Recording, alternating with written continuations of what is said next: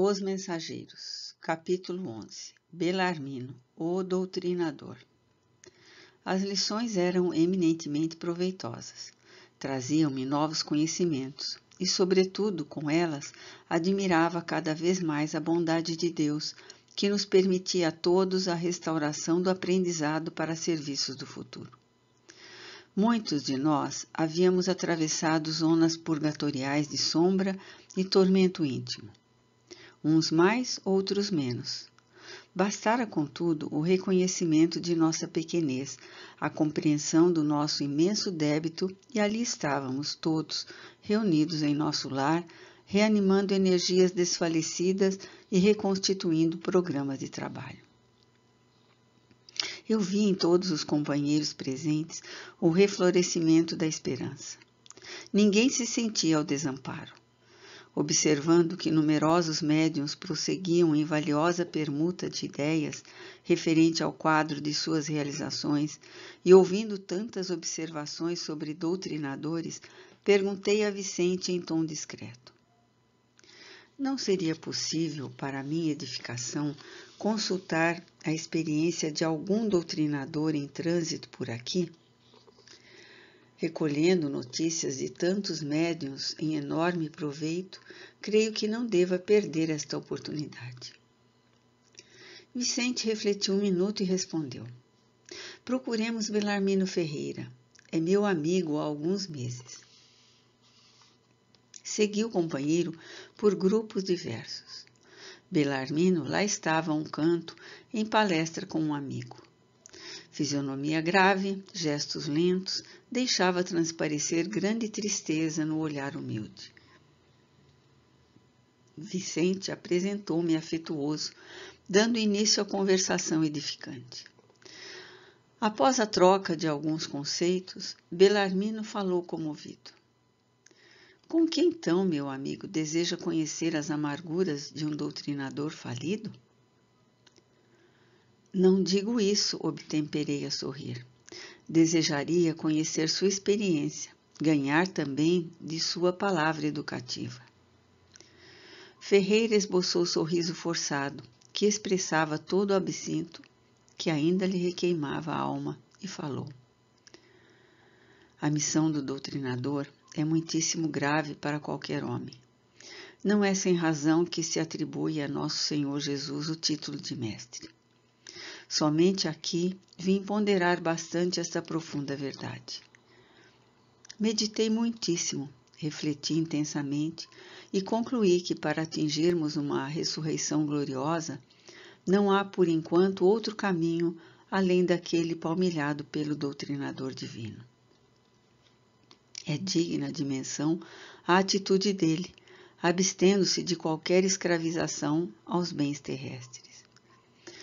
Não vemos passar o Senhor em todo o Evangelho, senão fazendo o bem, ensinando o amor, acendendo a luz, disseminando a verdade. Nunca pensou nisso? Depois de longas meditações, cheguei ao conhecimento de que a vida humana, junto aos que administram e aos que obedecem, aos que ensinam. Chego, pois, a pensar que nas esferas da crosta há mordomos, cooperadores e servos. Muito especialmente, os que ensinam devem ser os últimos. Entende o meu irmão? Ah, sim, havia compreendido perfeitamente. A conceituação de Belarmino era profunda e irrefutável. Aliás, nunca ouvira tão belas apreciações relativamente à missão educativa. Após ligeiro intervalo, continuou sempre grave. Há de estranhar certamente, tenha eu fracassado sabendo tanto. Minha tragédia angustiosa, porém, é a de todos os que conhecem o bem, esquecendo-lhe a prática. Calou-se de novo, pensou e prosseguiu. Faz muitos anos saí de nosso lar com tarefa de doutrinação no campo do espiritismo evangélico. Minhas promessas aqui foram enormes. Minha benegada Elisa dispôs-se a acompanhar-me no serviço laborioso. Ser-me-ia companheira desvelada, abençoada amiga de sempre.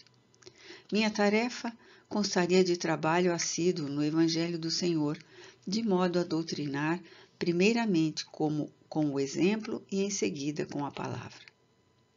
2 colônias importantes que nos convizinham enviaram muitos servos para a mediunidade e pediram ao nosso governador cooperasse com a remessa de missionários competentes para o ensino e a orientação. Não obstante meu passado culposo, candidatei-me ao serviço com o endosso do ministro Gedeão, que não vacilou em auxiliar-me. Deveria desempenhar atividades concernentes ao meu resgate pessoal e atender à tarefa honrosa, vinculando luzes a irmãos nossos nos planos visível e invisível. Impunha-se-me, sobretudo, o dever de amparar as organizações mediúnicas, estimulando companheiros de luta, postos na terra a serviço da ideia imortalista. Entretanto, meu amigo, não consegui escapar à rede envolvente das tentações. Desde criança, meus pais socorreram-me com as noções consoladoras e edificantes do espiritismo cristão. Circunstâncias várias que me pareceram casuais situaram-me o esforço na presidência de um grande grupo espiritista. Os serviços eram promissores, as atividades nobres e construtivas. Mas enchi-me de exigências, levado pelo excessivo apego à posição do comando do barco doutrinário. 8 médiuns extremamente dedicados ao esforço evangélico ofereciam-me colaboração ativa. Contudo, procurei colocar acima de tudo o preceito científico das provas insofismáveis. Cerrei os olhos à lei do merecimento individual, olvidei os imperativos do esforço próprio e, envaidecido com os meus conhecimentos do assunto, comecei por atrair amigos de mentalidade inferior ao nosso círculo, tão somente em virtude da falsa posição que usufruíam na cultura filosófica e na pesquisa científica. Insensivelmente, vicejaram-me na personalidade estranhos propósitos egoísticos. Meus novos amigos queriam demonstrações de toda a sorte, e ansioso por colher colaboradores na esfera da autoridade científica, eu exigia dos nobres médiuns longas e porfiadas perquirições nos planos invisíveis. O resultado era sempre negativo, porque cada homem recebera agora e no futuro de acordo com as próprias obras. Isso me irritava. Instalou-se a dúvida em meu coração. Devagarinho, perdi a serenidade do outro tempo.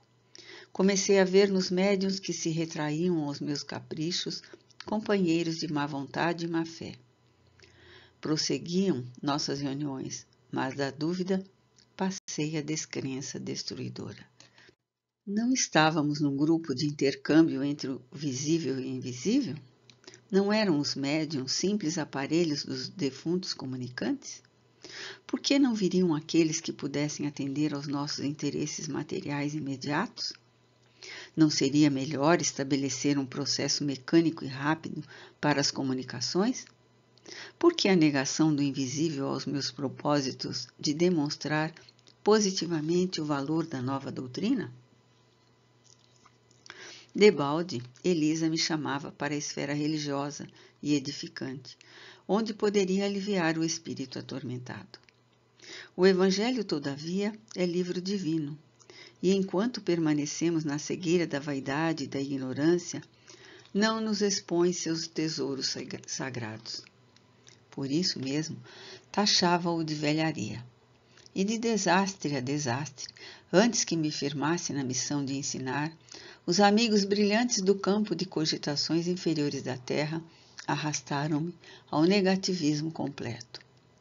Do nosso agrupamento cristão, onde poderia edificar construções eternas, transferi-me para o movimento, não da política que eleva, mas da politicalha inferior, que impede o progresso comum e estabelece a confusão nos espíritos encarnados. Por aí estacionei muito tempo, desviado dos meus objetivos fundamentais, porque a escravidão ao dinheiro me transformara os sentimentos.